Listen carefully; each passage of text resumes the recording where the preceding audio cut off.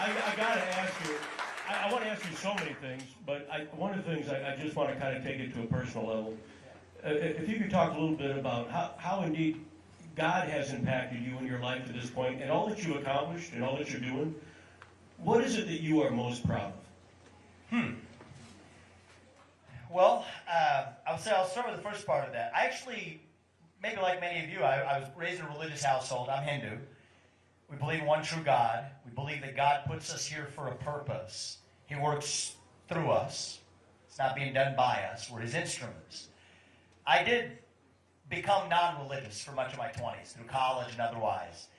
I came back to it after, really with a certain conviction after my first son was born again. It was sort of, it was a little bit of the period leading into it. It felt like there was something more to life than the aimless passage of time. Right? I've achieved success and built successful businesses, but what's the purpose for which we're here? That's a higher purpose, and it came back to me when we brought our son into this world. And so I hope, what am I most proud of? I hope it's of what's ahead, actually.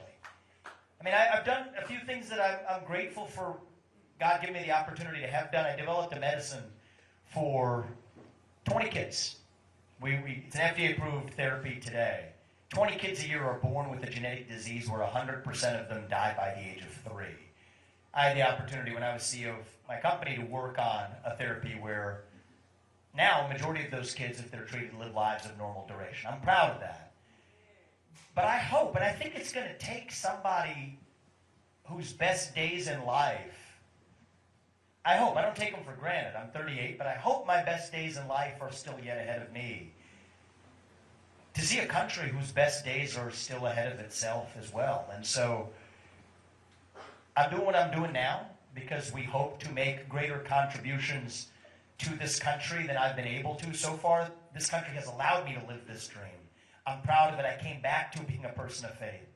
Being a father is part of the journey that took me back there. And now, our top project, Apurva and she's my wife and I both, the inheritance we want to give our kids isn't the green pieces of paper, actually. And that's fine, and there's nothing wrong with that. But the inheritance we want to give them is a country that allows them to live the same dream that we were able to live in this country. And dare I say it, maybe even a greater country than the one we grew up in.